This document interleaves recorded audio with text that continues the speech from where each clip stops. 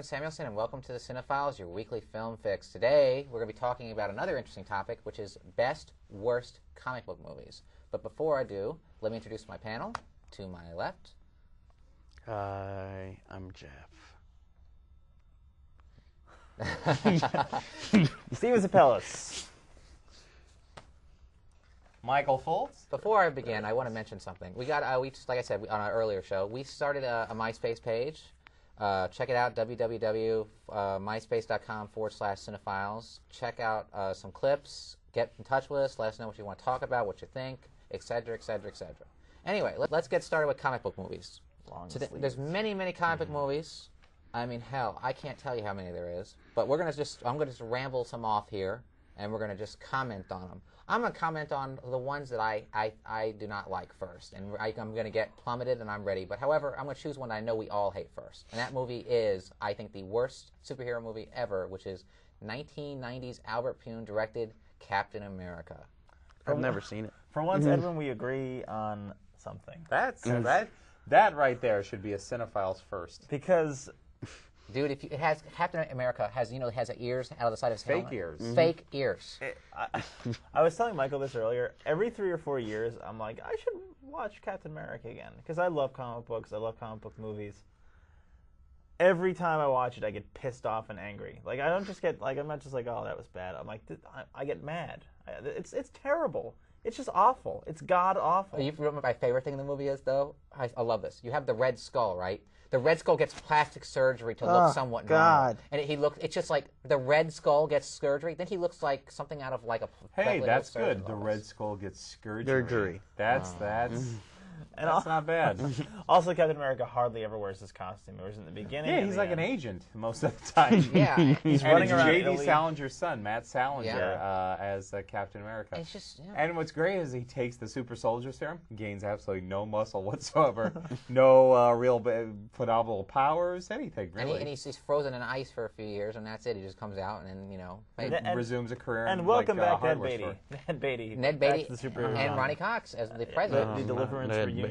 Right, exactly. There's one thing I want to mention. One reason this movie stinks so bad is that it was a Canon film originally, and in it, that basically they split and it became a Menachem Golan production. So basically, it's Canon really has a track record for ruining comic book movies, don't yes, they? they do. And in fact, you're not going to believe this. I actually believe I don't know if I saw the trailer for the movie, but I actually saw a standee in my movie theater lobby for the movie. Coming soon. It never came out. It came to video directly. Oh, I was heartbroken that it didn't come to the theater. I had been reading about it in little comic zines for a long time. I was shocked that it didn't come to the theater. Then when it finally came out on video, I almost broke my own legs trying to run to the video store to rent this. And I remember getting about halfway into it, like maybe 45 minutes in, and realized that I would have rather mowed the lawn. So I went outside and mowed the lawn while the movie continued to play. It's really it's an endurance test, and one of the reasons it sucks so bad. Another reason, it's directed by, I guess you could say, the low-budget version of Michael Bay, Albert Pyun, who's directed so many I love awful his doll movies. man. I love his doll man. That is a really shitty movie, man. It's so fucking But bad. maybe we should move on. Let's move on to another movie that, like Michael said, like you were waiting for it to get released, and then you found out it was shit canned. Yes. Fantastic Four, the movie. That was perfect my movie. favorite comic book. The growing original. up.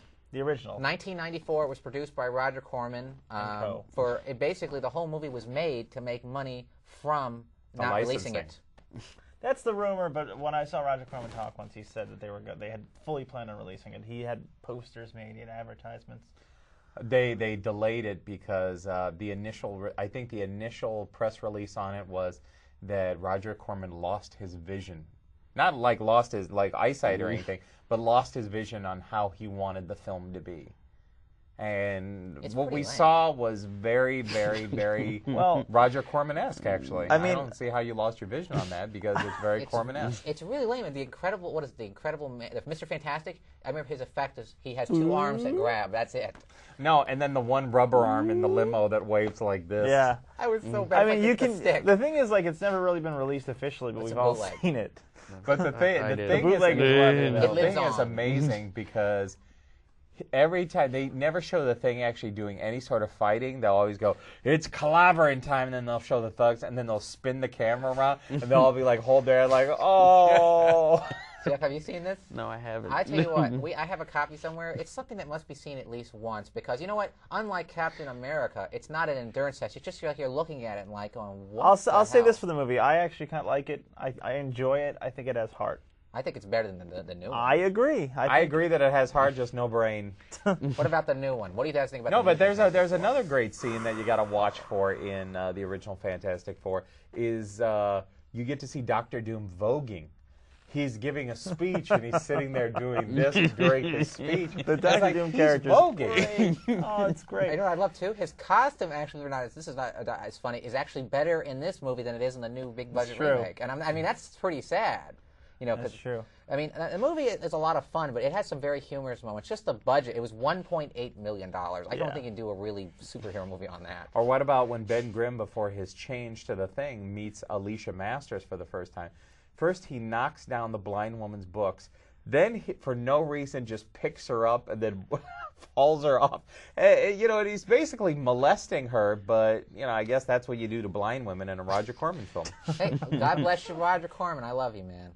All right, well, what about the remake? Not the remake, the 2005 version of the Fantastic Four, directed by Tim Story. A little soulless, but not bad. Soulless. I love seeing them in action. I love the comic book, but it's just missing something. I only like one It's thing missing about heart. the movie. The Thing was good, though. The Thing. Michael Chiklis is The Thing. But I like This was good. I like Reed Richards. I like Johan Griffith. The cast wasn't my problem. Like the problem. I mean, besides, Alba was okay. It's she was generic serviceable. to me. This The film. Doctor too Doom, generic. the revisioning of Doctor Doom is more like a mutant. So it was a little, I mean, you never weird. the end fight scene was weak because you never really felt like Doctor Doom was that big of a threat. Right. One guy against four. And you know what it felt like to me? I mean, even though I know it's a big budget movie, when they had that, the big finale, it just felt so small. And Actually, it didn't Johnny feel Storm so was big. good too. Johnny Storm was good. He was a good character. And I didn't think Jessica Alba was that good though. the effects were pretty good, She's cute. more or less. She's cute, but That's about Kate it. Winslet, she's not in the acting department, but she looks good in It was bikini. it was a weak script. They didn't really do much with the character. I mean, these are great characters, and It's a great character. It's so just that generic. it's a but good you know what script. it is? It wasn't a weak script. It was a lazy ass script. yeah. And a weak director too. Tim Story directed Oh, yeah. Barbershop. Yeah. He They doesn't could know have about gotten superheroes. some great people. But doing you that. know, he was a studio hack. What do you think of Fantastic Four? I've never watched it. God, have you seen any of these movies? I've seen some. I just All right, haven't how about watched this? these. Here, I want you to look at it. So this list here, everyone, we have a list here, which I I've wrote seen down. probably every other Pick film. one. Pick one. Do you want to talk about? I'll pick Daredevil. Aw, That was jeez. Another bad that one. was the one I thought you were going to Jesus talk about when you Christ. said that we would all hate. Daredevil No, was the one. actually, Mike, I believe, likes Daredevil. No, I fucking hate it. Okay, because I was about to say Maybe that is thumbs the down, biggest Daredevil. piece of shit I have ever was seen in my a disaster from the get-go. It is unwatchable. life. It's totally miscast. Almost every role yeah. was Oh, see, miscast. there's only one Yeah. person I thought was actually okay, and I'm going to be honest with you. I thought Michael Clark Duncan No, was the come on. Kingpin. Come on. Come on. Okay. Who could you get to play the Kingpin, though, really, when you think about it? It's a tough card to cast.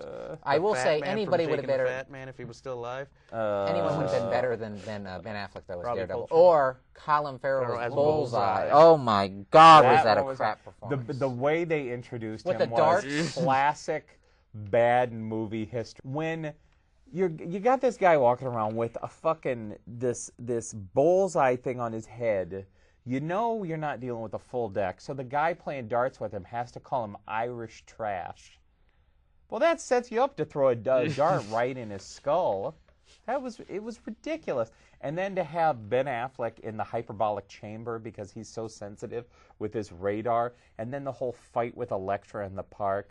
Bullshit. Oh, that scene on the roof with her was really lame. Bullshit. Jennifer Garner is You talk about horrible. generic movies. That's even more generic than Fantastic Four. Yeah. At least I had a good time in Fantastic Four, but I was wanting more. Yeah. This one, I was just like bored out of my skull. I was like, why is this movie being made? It's just not. There's no point to Now it. let's compare it to one of my favorite comic book movies of all time, The Trial of the Incredible Hulk, the television movie where Hulk and Daredevil team up.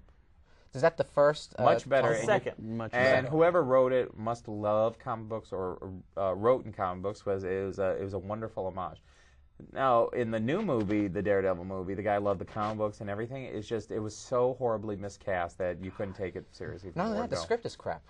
I didn't like the whole I thing didn't like with the way it was shot or directed at all. I don't like the whole thing with the Elektra. The whole thing. I thought that was a very. But I mean, that's boring from the comic books. That's from But I mean, the the way it original was Frank done, Miller the way it was storyline. written and performed was very The bad. performances, I mean, like I said, it was miscast. It was just I will bad, say- bad. I want to say though, you're right about that, the Incredible Hulk movie, because you know why? Even 20 years, almost 20 years later, I still remember seeing that for the first time on TV and being very So do I. entertained. Jonathan Rhys Davies as Kingpin He was really terrific. set the bar. He was wonderful. I mean, and a low budget, but like they definitely wrote around the low budget. They made it like watchable. And what's his It's name? exciting. What is the guy's name who plays Daredevil again? I'm sorry. Rex, Not Rex Kramer. not Rex Harrison, not Rex Reed, not Rex Grossman. Well, he's good, whoever. I forgot his name, but he used to be on Solid Gold. But he's Solid gold, and he was Automan. yes.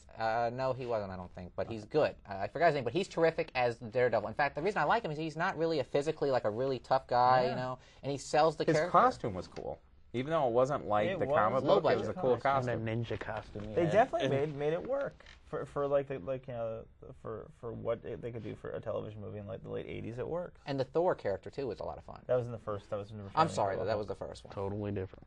But the movies are very good for. Well, let's TV. talk about the the new Hulk. I loved it. I know hated you it. guys, none of you guys liked it, but I loved it. 2 I'm hours excited for the plus remake. of- You're on your own. or for like the new sequel that they're doing. They're doing a new one, but it's not going to be with Eric Bana. It's going to be Yeah. with someone else, and it's not going to be directed by Ang Lee. It's some other person who. I Guys thought are it was the fantastic. I transporter. thought CGI Hulk would be a disaster. I thought he was a lot better. The only thing I would have preferred to have a real enemy instead of Hulk dogs. I thought Hulk dogs was a little weird. I thought the fight scene was pretty entertaining with the Hulk dogs. I hated the and I Rock wish monster. they would have had a better. I like the idea of having the villain be the absorbing man, but it was just very, very strange how they approached it.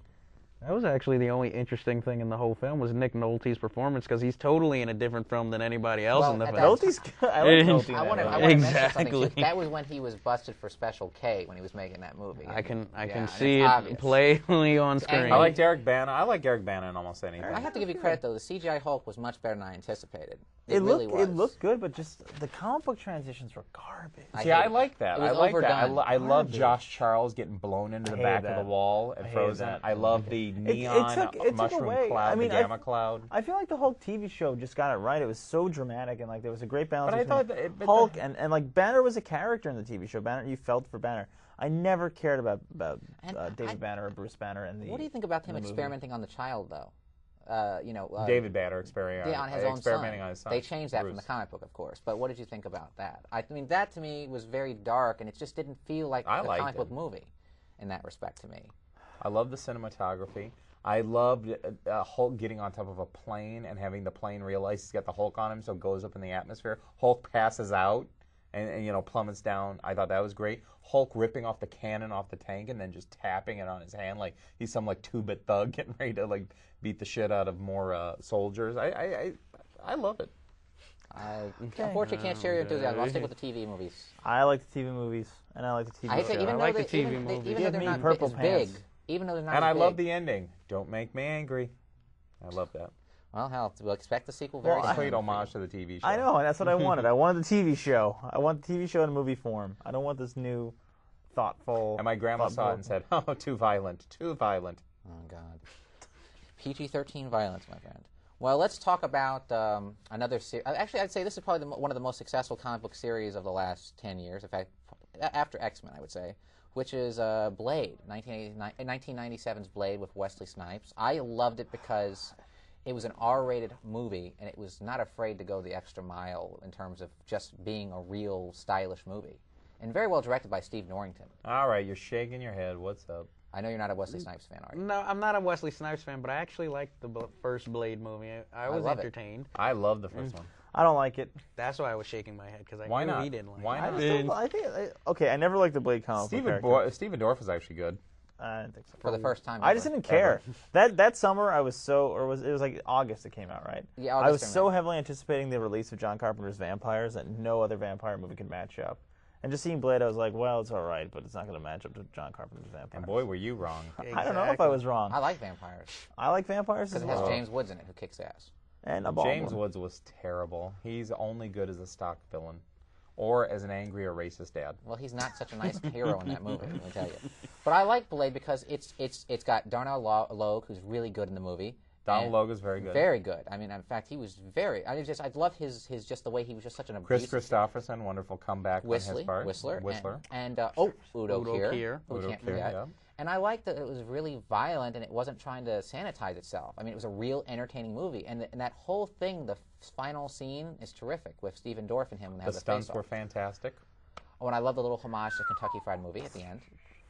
You know, where he mouths the words, "What the fuck?" You know, that's a very subtle homage to Kentucky Fried Movie. All right. Unfortunately, I can't say that I share the enthusiasm for the sequels at all. Of course, yeah. I mean, the second one was pro wrestling with Nosferatu. That was the second story. one. And the third one was just plain friggin' laughable. David Goyer got his chance to direct. David Goyer is a great and wonderful comic book and script writer. The guy can't direct his way out of a paper bag. I'm sorry. I have news for you. My friend saw his newest film, Invisibles, that it has screening. Said it is so awful that it's probably one of the worst films he's ever seen. So Can't wait for his Flash. His He version of the also Flash. directed a drama with Wesley Snipes called Zigzag that wasn't exactly the greatest. Yeah, either. Zigzag, where with the retarded kid, right? Yeah, and Wesley Snipes, the crack addict. By the way, there's something else I got to don't know if mention. that was a stretch. There's something else I got to mention in Blade 3. The line where Ryan Reynolds talks about eating garlic and going, farting, silent but deadly, is one of the dumbest things, and his performance is so annoying. But you know something? If you rent Blade 3, well, listen to Please it with don't. the commentary. It's very it's very interesting. And then basically, what's his name? Dominic Purcell as the oldest vampire living, and it's like this muscular guy is like the most infamous vampire. I mean, they did it better in Underworld with Bill Nighy as like the eldest vampire, but this guy, I didn't buy it. But let's go from Stephen Norrington's achievement with Blade to his God. his rapid descent into less than mediocre. Let's just say mediocre. I got invited to a screening of this before it came out. I was looking forward to it because I like Steve Norrington. He did another film before Blade called Death Machine with Brad Dourif, which is a good little movie. I saw it. It was a big budget movie. I said, this Come might on, be let's fun. hear it. Let's hear it. I saw it. I was never so bored in my life. Let's hear it. What is it? It seems like everything in the movie was happening, but Dude, nothing. we haven't name told of the them. film. Oh, I'm sorry. I am so sorry, people. Sorry. The movie was League of Extraordinary Gentlemen, not to be confused with The League of Gentlemen, the British comedy show. Or League of Ordinary Gentlemen, the documentary on boulders. Really? Oh, I gotta remember to watch that. I've heard about that. But The League of Extraordinary Gentlemen. Thank you. Based on the Alan Moore graphic novel, or comic book series / graphic novel. It is such a bad movie that Sean Connery retired from films. That was the reason he retired, he said, was because of that movie. Same thing with Stephen Norrington. It's really sad, too, because, I'm a Sean Connery fan, but that's no way to go out. It was a bad screenplay. It was a bad adaptation.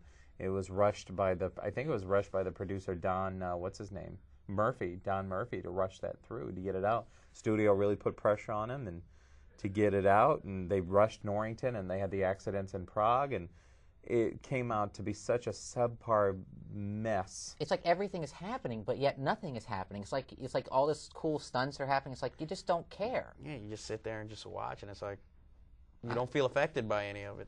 And that's sad. That was a sad movie to end two careers, which was Steve Norrington and Sean Connery. And basically, that's a sad obit. They'll be That's all I back. can say. Yeah, Norrington will at least. I hope. I hope so. What about Spider-Man's? Well, I'll tell you what. You got the love for it. So why don't I Yeah, give you got that the ball torch to rolling. you? All right, Spider-Man's. I'm going to say Spider-Man 2 is probably my favorite comic book movie. Spider-Man 2 is pretty fabulous. It is good. I I like- like Spider-Man 1 a lot. I like them both. I know Spider-Man 1 gets a lot of crap, but I thought Willem Dafoe as the Green Goblin was good. And I I'm love sorry, I Willem didn't Dafoe like in either. I anything. didn't like Willem Dafoe in a toothpaste commercial, I'd immediately buy it. But Spider-Man 2 was very good. A lot of heart. The influence of Michael Chabon's screenplay was good. I cried during it. I cried during it as well. The B.J. Thomas Raindrops Keep Falling on Your Head is one of the... Who would have ever thought to put that in the midst of a comic book movie, I think, is genius on its own. Kudos to Sam Raimi, and we're all looking forward to Spider-Man 3. All right. Well, I'm No going to mention comment one. there? Comment over there. I didn't care for either one, and I'm going to tell you Do you have a good reason? Well, Nope. I just A good reason? I just Doesn't. It wasn't pretentious. No, I Are just you didn't just like not a Spider-Man fan? Sam it. I like Raimi, for Spider-Man. God's I sake. like Sam Raimi, but he hasn't done anything I liked for a long time. What was the last thing he's done that you liked? The Gift? Actually, I did like The Gift. Quick and the Dead? No, You like The Quick and the Dead? no. Quick and the Dead's okay. Not It's okay. as best, It's but not bad. The last movie of his I really, really liked was Darkman. Army of Darkness? Don't like Army of Darkness. You don't like Army of Darkness? I like Army. I don't like I Army like of Darkness. Army Even of he doesn't like Darkness. Army of Darkness because of all the tampering from the studio. No, it's still a lot of fun. I like Army of Darkness. But I want to mention a film that I really like, and sadly, it was the end of a career, and basically, it's the Crow. As all of you know, it was Brandon Lee's final hurrah, and he was very, very good as the Eric Draven, the rock star who comes back from the dead to avenge his death. Superhero ghost film. It's really well done, and it started the career of a very, very talented director, Alice Proyas, who actually came back and did another film, Dark City, which is amazing. Which is 10 times better than The Crow. It is even better than The Crow. But The Crow is a damn good movie. I love the performance. Crow 2, bloody awful. Bloody awful, and unfortunately, even horrible. though this is coming from one of the biggest fans of Iggy Pop ever, I couldn't even sit through it. Let me tell you, it's unwatchable. And Vincent Perez was no Brandon Lee. Lee. He did look like him, but he was no And Brandon it has Lee. the yellow Power Ranger from the television series. And Oh. it was so What a over-directed by Tim Pope, who's very famous now as being the cinematographer for the Matrix Pope? films. Bill Pope, I'm sorry. Bill Pope. And but the original Crow, it's very hard to watch it without thinking of the death of Brandon Lee, not because he died during the making of the film, but because it's a person who came back from the dead to get revenge against those who killed him. Ironic along with death. Great visuals, great performances, excellent rock score, and it's definitely a movie that has some of the most beautiful production design I've ever seen. And Michael Wincott is awesome as the villain, as well as Bai Ling, who plays his, I guess you could say his sister / lover. Very frightening. From Star Wars? Yeah. Wow. Yeah, she's in that. She plays the Asian girl, sister, I guess. You know. Oh. Biling also from She Hate Me. And Ah, She Edmund, Hate which Me. I hope you guys will check out. Stuart Gordon's new movie. All right, well, I'm going to mention another film here, which another one, we spoke earlier about Daredevil, but Mike, I'm going to give this again to you, the spin-off, Elektra. Oh. I can, because I never saw it. Oh. Neither did I. I can give saw that it. to this guy. I saw See it. it here. Saw I it didn't want to see theaters. it after Daredevil. I said Worst no way. movie, probably the worst comic book movie ever. Actually, it's tied. Not as bad as It's Captain tied with America. Captain America. It's seriously tied with Captain America. It's awful. It's just awful. It's one of those movies. It's one of those classic movies where a hitman can't kill someone because they suddenly develop a heart, which makes them a bad hitman or assassin or whatever the fuck she is. It's just it's garbage. Did you ever ask yourself as you were watching it what the hell Terrence Stamp was doing in it? Paycheck? Pretty much. No, it's another movie. The guy needs some money. And he plays a character named Stick. I don't know. What It's that- just oh god, it's garbage. When It's Steve garbage. says that, you know to avoid it, people. It's garbage. We use our Man, common it's sense to stay away. At least they got one thing right. They made Elektra's outfit red, like it is in the comic books. That's the true. only friggin' thing they got right. Well, Mike, I'm going to hand this off to you because I know these are two an important film to you. It's not a film that I like, but I'm going to let you. I'm not going to badmouth it. I'll say my favorite comic book movie of I was all gonna time mention- is probably Ghost World. I love Ghost World. I was actually going to mention American Splendor, but go ahead with And American Splendor. I love American Splendor as well. I mean, I think the performances are all around fantastic. I absolutely fell in love with Thora Birch and Scarlett Johansson when I watched, especially Thora Birch. I thought she could do no wrong. I thought her career was going to go to the stars, and I thought Scarlett Johansson was nice and subtle. Nothing spectacular. It was just the opposite. It's like Isn't Scarlett sad? Johansson goes right there. I think she's a talented young actress. I really do. But I thought Thora Birch gave the performance of a lifetime within this this idea of the smart-ass, hurting, alienated girl or whatever. And I love the fact that Daniel Close, who did the original story, wrote the screenplay. Now, I know my comrade over here, Steve, does not like the insertion of the Steve Buscemi character. I just feel it just totally changes what the comic book was about. I like Ghost World the movie, but I feel like I love the comic book, the comic or graphic novel or whatever. Can you separate the two and enjoy it as a separate movie? No, on its I own? can. I I can't. can. I I can't. enjoy both of them I quite a can. bit. Can't. I like parts of the film. I do like a lot of the Steve Buscemi stuff, but I don't like all of it. I just think it went on a little too long. Yeah. I think Thora Birch was very, very good, and she's very. The reason I like her is that she comes off as intelligent, but not a know-it-all, and that's a very hard role. Well, to she's play. very bitter throughout the whole. And Enid, her character, is not a likable person from No. beginning to end. She is She's not a flawed. likable. I just like to say this. I like to say she's a flawed individual, and I like that. Like about we her. all are. Yeah, it's ironic because her mother is the porno actress. What's her? I can't think of her name, but she is Carol Connors, who is in Deep Throat. Actually, it's a complete 180 there. Then you've got American Splendor, which I think was one of the biggest robberies of all time with not giving Paul Giamatti a nomination. He is great. I have a very big problem. I have a very big problem with American Splendor. No. I think no. There's a scene in there I want to discuss. There's a scene no, I'm not going to say it's pretentious because I actually watched the movie. I enjoyed many pieces of it, but my problem is this. There's a scene where they show the David Letterman footage, Harvey Picar on the show, and then you should watch it. It's actually the real Harvey Picar, and then it cuts to him. That Harvey Picar is nothing like the character that Paul Giamatti played in the movie for me. And I talked to a few people about that, and they agree with me. I mean, I thought it was just me because everyone was saying that it was, oh wow, he's amazing, he really captures him, and I felt they were completely different because the real Harvey Picar in the movie comes off as a really just like kind of like a lovable nut, like a little very eccentric. Paul Giamatti seems more like an angry man. But he's also a younger man. In his younger days, he's much angrier. If you read his early comics, he was very angry, especially when you see those early Letterman appearances, very angry. But now he's got a lot of money from selling the rights and everything, so he's very, very mellow, and he admits it. Right now, he's kind of spacey. He's not afraid to get a little. I mean, I saw the guy talk in person, maybe 6 months ago, and he's a little spacey. He's still cranky. Doesn't like talking about his personal life. You can still see the fringes of anger that were once there, but you got to realize that Paul Giamatti is playing the young Harvey Picar that was full of pith and vinegar, and then what we get now, especially the way they cross-cut it, which was, I thought, ingenious in the film, is to bring the real Harvey and the real Toby Radloff into the scenario, and then to have Judah Freelander play Toby Radloff was also another good thing. That's good. But I mean, it's funny to have such a colorful character actually be a real life person, and to have such a wonderful, accomplished actor like Paul Giamatti do this. Steve? Yep. Jeff? Ditto.